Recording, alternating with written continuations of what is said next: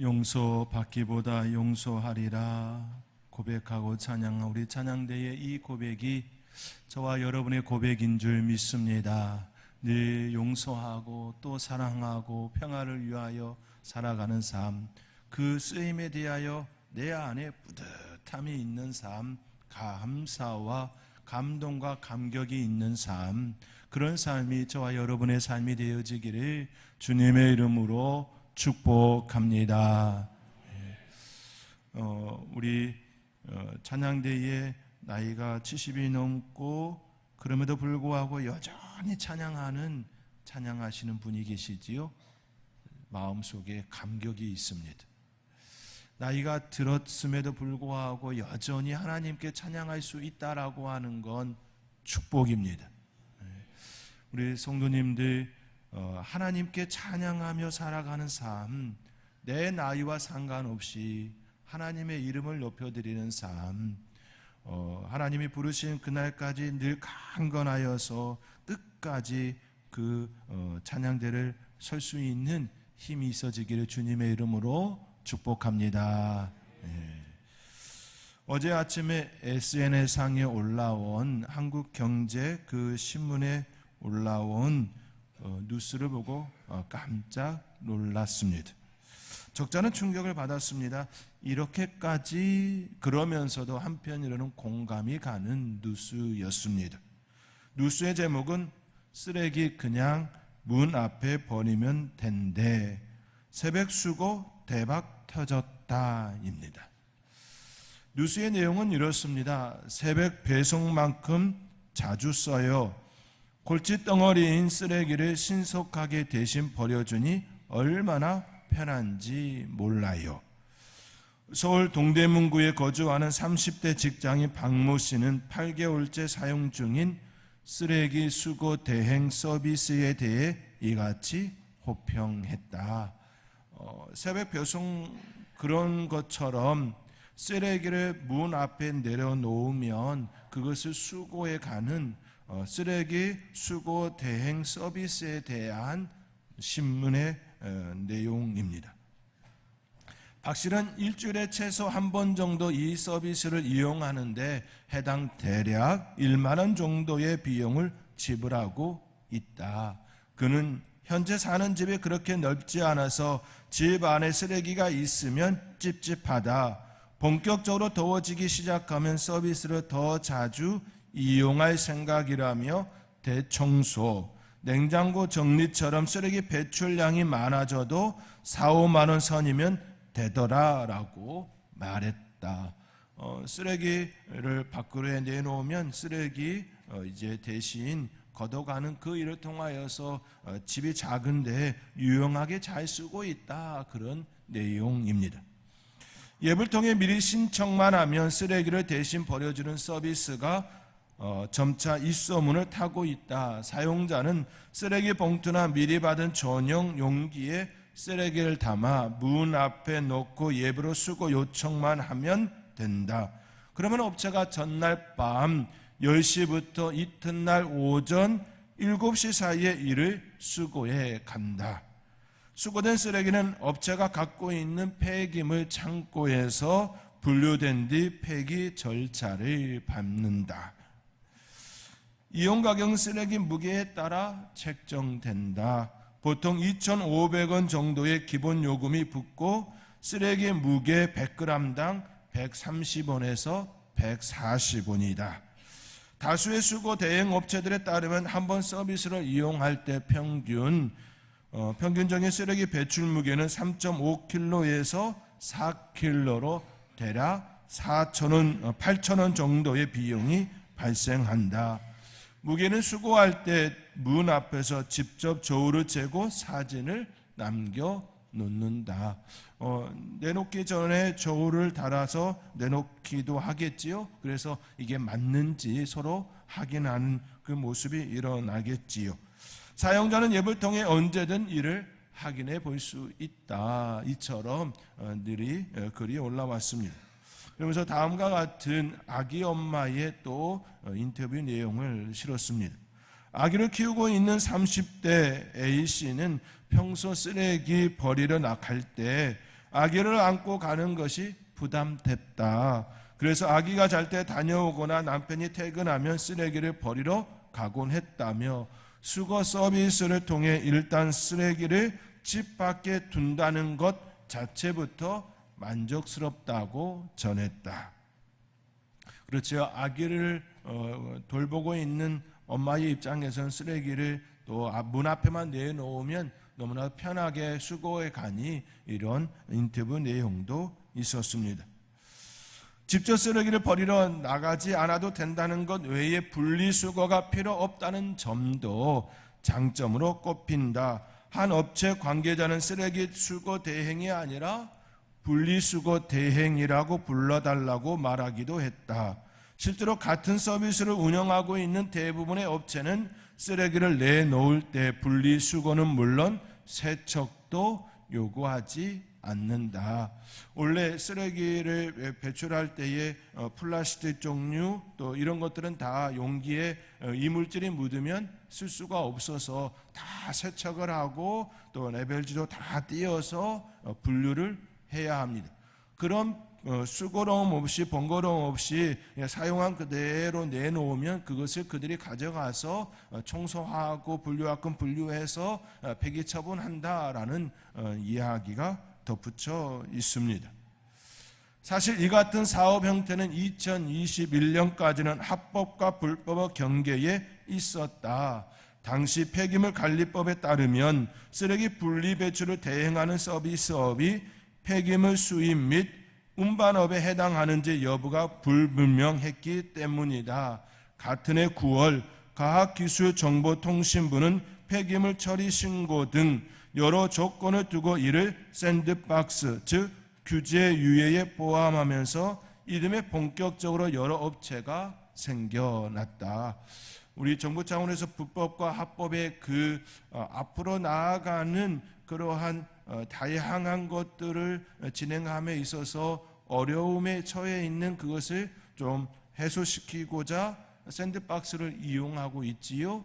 그래서 규제에 한시적으로 연구할 수 있는 그 기간을 두어서 접근하는 그것이 샌드박스인데, 지금 현재 샌드박스 규제 유예의 그 기간 동안 이러한 일이 지금 이행되고 있다. 그런 내용도 덧붙여 소개되고 있습니다. 다만 음식물, 씻지 않는 용기 등 쓰레기를 문 앞에 놓는 방식이라 이웃집의 냄새를 풍긴다는 지적도 나온다. 그래서 일부 업체에서는 냄새가 밖으로 나가지 않도록 전용 용기를 주어서 그 안에 담게 하는 그런 업체들도 있다라는 내용도 덧붙여 있었습니다. 이은희 인하대 소비자학과 교수는 소비자들이 자신의 시간을 효용성 있게 보내기 위한 서비스에 돈을 지불할 용의가 있다는 것이 이처럼 색다른 대행 서비스 출시를 통해 확인되고 있다며, 단순히 이들을 게으르다는 식으로 비난해서는 아니 된다. 시간과 편의를 팔고 돈을 버는 것은 지극히 정상적인 산업이라고 말했다. 그렇지요. 시간과 편의를 위하여서 자신의 돈을 지불하고 그것을 이용받는 건 정상적인 그런 사업이다, 산업이다, 이렇게 평가하는 것을 볼 수 있었습니다. 저는 이 뉴스를 보고 적잖이 놀랐습니다. 그렇지만 이은희 교수가 이야기하는 것처럼 지금 시간과 편의를 돈으로 환산하는 시대라는 것을 생각할 때 10분 이해가 되는 뉴스였습니다. 그만큼 우리 사회에는 다양한 변화가 일어나고 있습니다. 이러한 때에 누군가는 성공하고 또 누군가는 실패합니다. 성공과 실패의 차이는 그 소문에 대한 반응과 실현의 차이일 것입니다. 새로운 좋은 아이템에 대한 이야기를 접하였을 때에 한번 해볼만 하다고 여기고 뛰어드는 경우가 일어나겠지요. 이때에 여러 가지 조건들이 잘 어우러져 성공한 케이스가 되곤 할 것입니다. 물론 전혀 그렇지 않은 결과를 낳을 때도 있습니다. 그렇지만 여기서 분명한 한 가지 사실은 성공한 사람이든 실패한 사람이든 실행한 것에 대하여 후회는 없다라는 것이겠지요. 그러나 좋은 아이템이라고 여겼지만 실행하지 않은 사람은 마음속에 그거 굉장히 괜찮다라고 하는 마음이 있고 그거에 대한 끌림이 있었음에도 불구하고 그것을 하지 않았다면 후회로 남을 것입니다. 그것을 했으면 어땠을까? 그때 그것을 내가 했으면 지금쯤 어떤 모습일까? 그런 마음이 남았다고 한다면 그 사람의 마음에 하고 싶은 마음이 있었다, 그렇게 여겨지게 될 겁니다. 그렇게 실행하여 실패한 사람이 실패한 것이 아니라 실행하지 않은 사람이 진정한 실패자일 것입니다. 그 사람은 그 아이템에 대하여 검증조차 하지 않았기 때문입니다. 물론 내게 들려온 모든 것들을 다 실행해 볼 수는 없습니다. 제가 여기서 말하는 것은 마음에 강한 끌림이 있었음에도 불구하고 내 마음에 그것에 대하여 강한 그런 마음이 있었음에도 불구하고 도전하지 못한 사람에 대한 그런 모습 말입니다. 실패를 두려워하는 사람은 결코 앞을 나아갈 수가 없습니다. 우리의 일상 가운데 매우 유용하게 사용하고 있는 메모지가 있습니다. 바로 포스트잇이지요. 포스트잇을 개발한 사람은 스펜서 퍼거슨 실버 3세입니다. 화학을 전공한 그는 1960년대 중반 미국의 다국적 기업인 3M에 입사합니다. 그리고 그는 1968년 항공기 제작에 쓸 강한 접착제를 개발 중이었습니다. 당시 스펜서 실버 박사는 강한 접착제를 만드는 과정 중에 실패로 돌아간 제품이 있었습니다. 그것이 바로 포스트잇에 사용하게 된 접착제입니다. 강한 접착제를 가진 접착제를 만들려다 실패하여 탄생한 제품이 바로 접착력이 약하고 끈적이지 않는 그런 접착제, 그런 물질이었습니다. 이것이 바로 포스트잇의 탄생의 초석이 되었습니다. 붙였다 뗐다 할 수 있는 포스트잇은 당초 의도한 발명품이 아니었습니다. 실패작이었습니다. 우주선에 쓸 강한 접착제를 개발하다 나온 제품이기에 이 제품은 성공의 제품이 아니라 실패한 제품이었습니다. 그러나 이것이 전 세계에서 지금도 매우 유용하게 사용되고 있는 포스트잇이 되게 하였습니다. 실패가 성공이 되었습니다. 실행하지 않으면, 도전하지 않으면 그것이 진정한 실패입니다. 오늘 본문에서도 이와 같은 맥락의 말씀이 우리에게 전파되고 있습니다. 증언되고 있습니다. 오늘 본문 2절의 말씀입니다. 오늘 본문 2절의 말씀 우리 함께 읽겠습니다. 그들과 같이 우리도 복음 전함을 받은 자이나 들은 바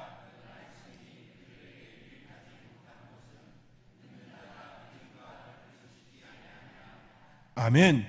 그들과 같이 우리도 복음 전함을 받은 자이나 들은 바 그 말씀이 그들에게 유익하지 못한 것은 듣는 자가 믿음과 결부시키지 아니함이라. 들었으나 그것이 믿음으로 결부되지 않았다라는 말씀이지요. 히브리서 기자는 들음과 믿음에 관련해서 이처럼 우리에게 말씀합니다. 모든 사람들이 듣고 믿는 것은 아닙니다. 너무나도 유익하고 좋은 소식이라 할지라도, 또한 마음에 강한 끌림이 있을지라도, 그렇다 할지라도 그것을 받아들이는 사람은 소수다라는 것이지요. 아무리 좋은 아이템이고 내 마음에 끌리는 그런 모습일지라도 내가 그것을 실행하지 않으면 아무런 소용이 없습니다.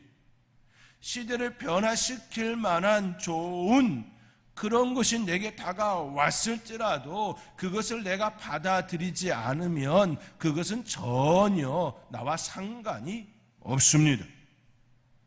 지금까지 복음의 역사는 2000년이 넘었습니다. 예수님께서 이 땅에 오시고 죽으시고 부활하시고 승천하신 후 성령님이 마가의 다락방에 모인 120 성도들에게 임하였습니다. 교회가 시작되었습니다. 복음이 전파되었습니다. 그리고 지금에 이르기까지 복음이 전하여지고 있습니다. 그렇다고 복음을 들은 모든 이들이 믿음으로 반응한 건 아니었습니다. 극히 일부만이, 극히 소수만이 복음을 받아들이고 구원의 은혜를 누리고 있습니다. 복음은 죄인들의 강한 좋은 소식입니다. 영원히 죽을 수밖에 없는 이들에게 복음은 사막의 오아시스와 같습니다. 사막을 걷는 중에 오아시스를 만났습니다. 그 물을 마시면 더 이상 갈증이 일어나지 않습니다. 이미 마신 자들도 있습니다. 그들의 증언은 시원하다였습니다. 시원하다, 목마름이 해소되었다, 목마름이 사라졌다였습니다. 그럼에도 불구하고 마시지 않는 이들이 있습니다. 그 안에 다른 것이 있을까 두려움 때문에 마시지 않는 이들도 있습니다. 이들이 바로 복음을 듣고서도 믿지 않는 이들입니다. 앞에 아무리 좋은 금은보화가 있다 할지라도 그것을 취하지 않으면 결코 내 것이 될 수가 없습니다. 그냥 가져가라고 해도 가지지 않으면 결코 내 것이 될 수가 없습니다. 수북히 쌓여놓은 그 금은보화 가져가 쓰십시오라고 해도 가져가지 않으면 내 것이 될 수가 없습니다. 내 앞에 아주 좋은 재료를 가지고 유명한 요리사가 요리해 놓은 그 음식이 있고 이것을 마음껏 드십시오라고 할지라도 그것을 가져가 먹지 않으면 나와 전혀 상관이 없습니다. 아무리 좋은 음식이라 할지라도 아무리 값진 금은보화라 할지라도 그 소식을 들었다 할지라도 내 안에 들어오지 않으면 내가 그것을 취하지 않으면 아무런 나와 상관이 없습니다. 복음은 공짜입니다. 우리 인간편에서 볼 때의 복음은 공짜입니다. 하나님께서 친히 그의 독생자 예수 그리스도로 값을 치렀기 때문입니다. 복음 그 자체는 공짜로 이루어지지 않았습니다. 하나님의 아들이 죽음으로 이루어낸 아주 귀한 가치가 담긴 좋은 소식입니다. 그러나 우리 인간의 편에서 볼 때는 그것은 공짜입니다. 우리가 그 복음을 받아들이는 방법은 듣고 믿는 것입니다. 듣고 내 안에 저장하는 것입니다. 믿는다라고 하는 것이 바로 내 안에 받아들인다라는 것이지요. 듣고 믿는 것이 우리가 해야 할 일입니다. 10길 물속을 알아도 한 길 사람 속은 모른다라는 옛말이 있습니다. 한 길 사람 속에 복음이 들어가는 것은 결코 쉬운 일이 아니지요. 그 마음이 열려야 하기 때문입니다. 그런데 생각보다 사람들은 의심이 많습니다. 두려움이 있습니다. 좋은 것이라고 해도 들으려 하지 않으려 합니다. 한 길 사람 속에 복음이 들어가야 사는데 그렇게 하지 않으려 합니다. 아무리 좋은 것이라도 받아들이지 않으면 아무런 소용이 없습니다. 공짜인 복음이 내 앞에 또 사람들에 의하여 들려오고 또 들려왔다 할지라도 내가 그것을 받아들이지 않으면 그 복음은 나와 전혀 상관이 없습니다. 몸에 해로운 술은 쉽게 받아들이는데 영혼에 좋은 복음은 쉽게 받아들이지 않습니다. 나쁜 것은 쉽게 받아들이는데 좋은 것은 쉽게 받아들이지 못합니다. 어른이나 아이나 마찬가지입니다. 아이들에게 욕을 가르쳐 주지 않아도 쉽게 터득하고 욕을 합니다. 요요 현상이 있지요. 건강을 위하여 살을 뺐지만 어느 순간 되어지면 원래의 그 상태로 돌아가 있는 내 몸을 볼 때가 있습니다. 나의 삶을 위하여 건강하게 잘 살기 위하여서 다이어트를 했지만 그것을 유지하지 못한 채 내 몸에 다른 것을 계속 또 유입함으로 원래의 그 상태로 돌아가는 그 모습들. 좋은 것은 쉽지가 않습니다. 나쁜 것은 내 안에 들이는 건 너무나도 쉽습니다. 삶에 좋은 것들은 애써서 습관을 들여야 하지만 나쁜 것들은 습관을 들이지 않아도 몸에 습득됩니다. 이러한 것을 볼 때에 우리 인간은 죄인임을 깨닫습니다. 죄인의 후손이기에 죄를 짓는 일은 너무나도 쉽게 우리 안에 일어납니다. 좋은 것을 배우는 일은 오랜 시간이 소요되지만 나쁜 것은 그리 오래 걸리지 않습니다. 복음, 우리에게 가장 좋은 소식입니다. 우리에게 영원한 하나님의 나라에 들어가게 하는 생명입니다. 길입니다. 진리입니다. 이것을 듣고 내 안에 받아들일 때 그 복음이 나를 역사하여 새 생명, 새 삶, 진리의 그 삶을 살게 합니다. 그러나 받아들이지 않으면 내가 들었다 할지라도 내 옆에 내 아버지가, 내 어머니가, 내 친구가 그것이 아무리 좋다고, 너무 좋다고 이야기해도 그것이 내 안에 들어오지 않으면 전혀 상관이 없습니다. 복음, 우리보다 먼저 들은 이들이 있었습니다. 그러나 그 복음을 들은 모든 이들이 그 복음을 받아들인 건 아니었지요. 오늘 본문에서도 이에 대하여 분명하게 우리에게 증언하고 있습니다. 오늘 본문 6절과 7절의 말씀입니다. 우리 함께 오늘 본문 6절과 7절 함께 읽겠습니다. 그러면 거기에 들어갈 자들이 남아 있거니와 복음 전함을 먼저 받은 자들은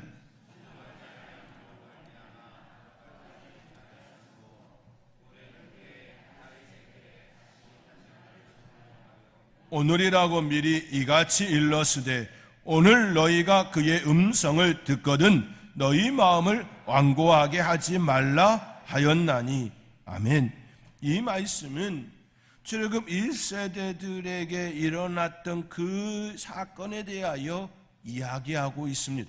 하나님께서 그들에게 말씀하셨습니다. 그러나 1세대들은 하나님의 말씀이 주어졌음에도 불구하고 그들이 순종하지 않았습니다. 수많은 이적과 놀라운 하나님의 일을 보았음에도, 들었음에도 그들이 순종하지 않았습니다. 그 말씀이 그들 안에 있지 않았기 때문이지. 그런 일이 있은 후 오랜 후에 다윗의 때도 다윗이 또 이와 같이 말씀하셨다라는 것이지요. 오랜 후에 다윗의 글에 다시 어느 날을 정하여 오늘이라고 미리 이같이 일렀으되 오늘 너희가 그의 음성을 듣거든. 출애굽 1세 때에도 하나님께서 그들에게 말씀하셨습니다. 뿐만 아니라 다윗의 때도 그렇게 하나님의 말씀이 그들에게 주어졌습니다. 그렇기에 오늘 너희가 그의 음성을 듣거든 이렇게 표현하고 있다라는 말씀입니다. 복음 전함을 먼저 받은 이들이 있었습니다. 그러나 그들 중에 순종하지 아니함으로 안식에 들어가지 못한 이들이 있었습니다. 바로 그들이 출애굽 1세대들이라고 증언하고 있습니다. 이 사건이 있은 오랜 후에 여전히 하나님의 음성이 그들에게 들려졌지만 그 음성을 듣지 않고 마음을 안고하게 하는 이들이 있었다 말씀합니다. 다윗이 그러한 이들에게 오늘 너희가 그의 음성을 듣거든 너희 마음을 안고하게 하지 말라 이처럼 증언하였다라고 히브리서 기자는 우리에게 말씀하고 있습니다. 이스라엘 백성들은 많은 기회가 있었습니다. 수많은 선지자를 통하여 그들에게 하나님의 말씀을 전하였습니다. 그러나 그들은 말씀을 들었으나 순종하지 않았습니다. 그들은 말씀을 들었으나 그들의 마음에 그 말씀을 받아들이지 않았습니다. 그들의 마음은 앙고하였습니다. 그 결과 북이스라엘 아수르에 의하여서 남유다는 바벨론에 의하여서 멸망하게 되었습니다. 포로 중에도 그들에게 하나님의 말씀이 여전히 주어졌습니다. 그때 그 음성을 듣고 마음을 정한 이가 있었지요. 그 중에 한 사람이 바로 다니엘입니다. 그러나 모든 이들이 다니엘과 같이 하나님의 말씀을 받아들인 건 아니었습니다. 마지막 선지자 말라기의 예언의 말씀이 있은 후 400년 동안 그 땅에 말씀이 없었습니다.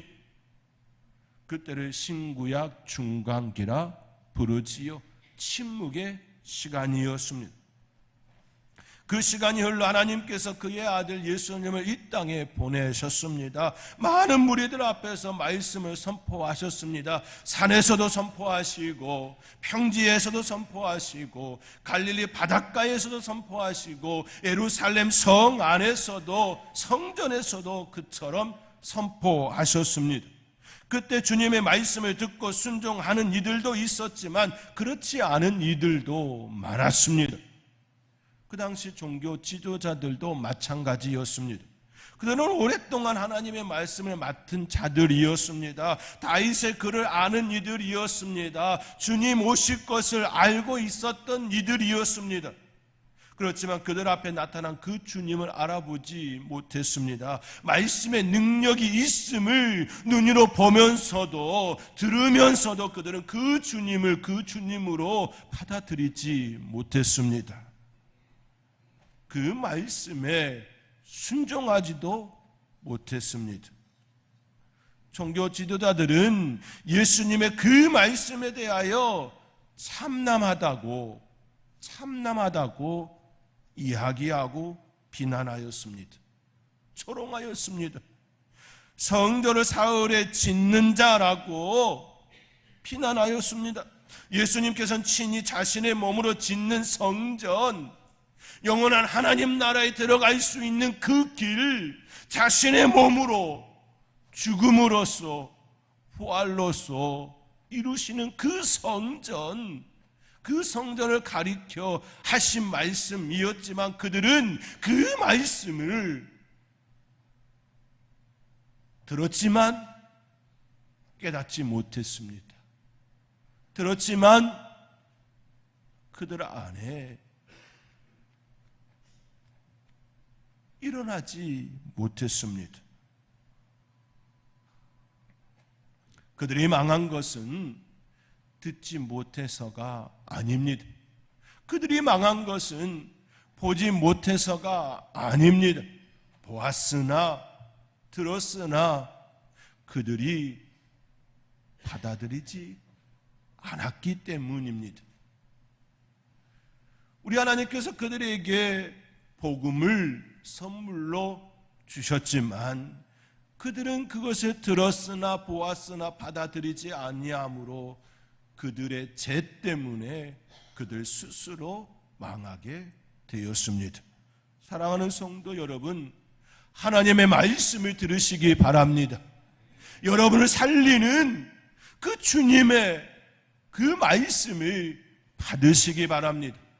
그 말씀을 믿음으로 받으시고 하나님께서 여러분에게 허락하실 그 수많은 역사와 은혜와 그 선물 보따리를 매일매일 그 하나님과 교제하며 누리며 살아가는 아름다운 삶, 진리의 삶, 그 길을 걷는 저와 여러분이 되어줄 수 있기를 주님의 이름으로 축원드립니다.